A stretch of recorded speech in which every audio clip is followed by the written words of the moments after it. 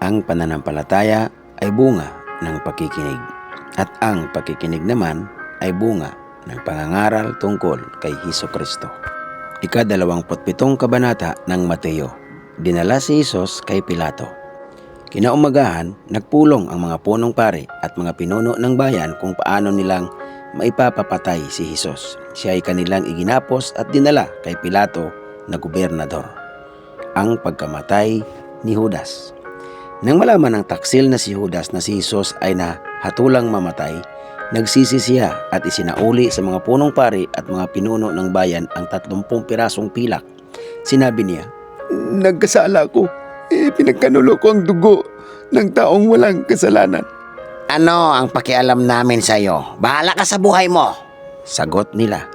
Inihagis ni Judas sa loob ng templo ang 30 pirasong pilak at pagkaalis doon siya ay nagbigti. Pinulot ng mga punong pari ang mga pirasong pilak. Sinabi nila, "Labag sa kautusan na ilagay ang salaping ito sa kabangyaman ng templo sapagkat bayad ito sa buhay ng isang tao." Nagkaisa sila na ang salaping iyon ay ibili ng bukid na isang magpapalayok upang gawing libingan ng mga dayuhan mula noon hanggang ngayon. Ang bukid na iyon ay tinatawag na bukid ng dugo. Sa gayon, natupad ang sinabi ni Propeta Jeremias, "Kinuha nila ang 30 pirasong pilak ng halagang katumbas niya ayon sa mga Israelita at ginamit ito upang bilhin ang bukid ng isang magpapalayok ayon sa iniutos sa akin ng Panginoon." Si Hesus sa harap ni Pilato. Iniharap si Hesus sa gobernador at siya ay tinanong nito, "Ikaw nga ba ang hari ng mga Hudyo?" Sumagot si Hesus, "Ikaw na ang may sabi." Ngunit nang paratangan siya ng mga punong pari at ang mga pinuno ng bayan, hindi siya umimik. Kaya't sinabi sa kanya ni Pilato, "Hindi mo ba naririnig ang marami nilang paratang laban sa iyo?" Ngunit hindi pa rin siya umimik, kaya't labis na nagtaka ang gobernador. Hinatulang mamatay si Hesus. Nakaugalian na ng gobernador na tuwing Pasko ay magpalaya ng isang bilanggo na hinihiling ng taong bayan.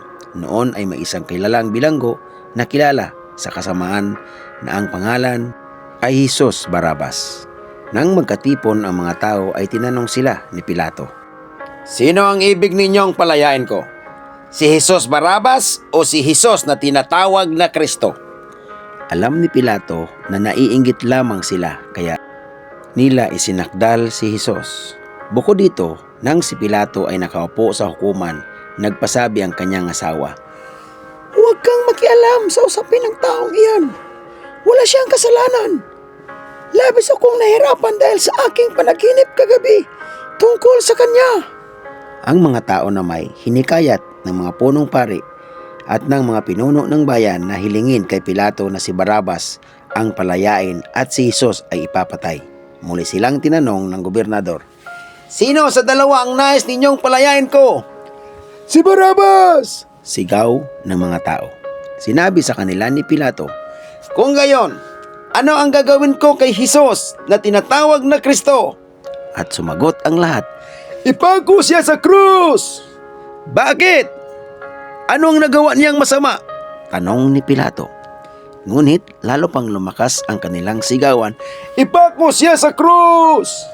Nang makita ni Pilato na wala siyang magagawa at malamang pa'y magkagulo, nagpakuha siya ng tubig at naghugas ng kamay sa harap ng mga tao. "Wala akong pananagutan sa dugo ng taong ito. Ito'y pananagutan ninyo," sabi niya. Sumagot naman ang mga tao, "Pananagutan namin at ng aming mga anak ang dugo niya." Binalaya nga ni Pilato si Barrabas at ipinahagupit naman si Hesus. Pagkatapos, ibinigay siya sa kanila upang ipako sa krus. Hinamak ng mga kawal si Hesus. Si Hesus ay dinala ng mga kawal ng gobernador sa palasyo nito at nagkatipon ang buong batalyon sa paligid niya. Siya ay hinubaran nila at sinuotan ng isang balabal na matingkad na pula. Kumuha sila ng matitinik na baging, ginawa itong korona at ipinatong sa kanya. Pagkatapos, ipinahawak sa kanyang kanang kamay ang isang tangkay ng tambo. Siya ay niluhod-luhuran nila at kinutya ng ganito, "Mabuhay ang hari ng mga Hudyo!" Siya ay pinagduduraan pa nila. Kinuha nila ang tambo at ito'y inihampas sa kanyang ulo. Matapos kutyain, hinubad nila ang balabal at muling sinuotan ng sarili niyang damit. Pagkatapos, inilabas siya upang ipako sa krus. Ipinako sa krus si Jesus. Paglabas ng lungsod, nakita ng mga sundalo si Simon na taga Cirene. Pilit nilang ipinapasan sa kanya ang krus ni Jesus. Dumating sila sa lugar na tinatawag na Golgota, na ang kahulugan ay puok ng bungo.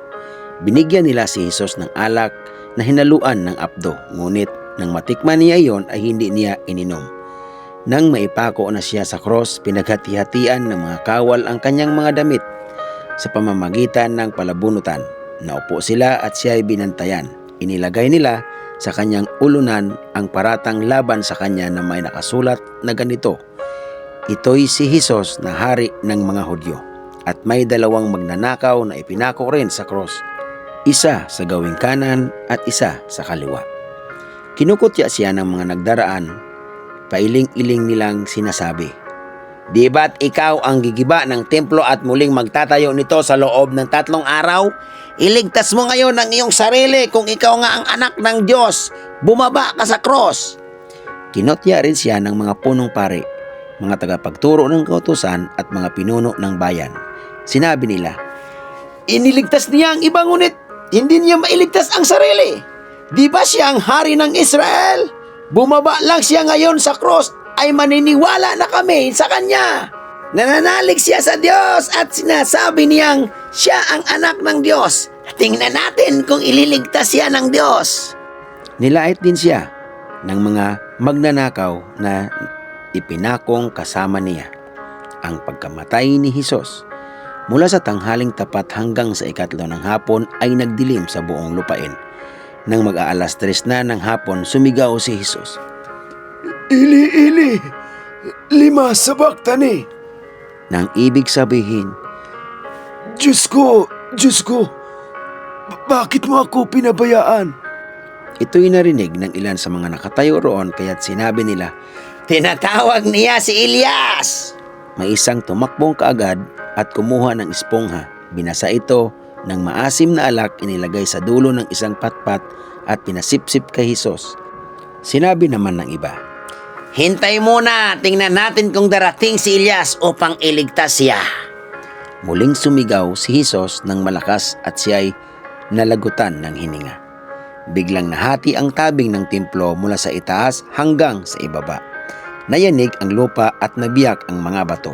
Nabuksan ang mga libingan at muling nabuhay ang maraming banal na namatay. Lumabas sila ng libingan at pagkatapos na muling mabuhay si Jesus, sila'y pumasok sa banal na lungsod at dooy marami ang nakakita sa kanila.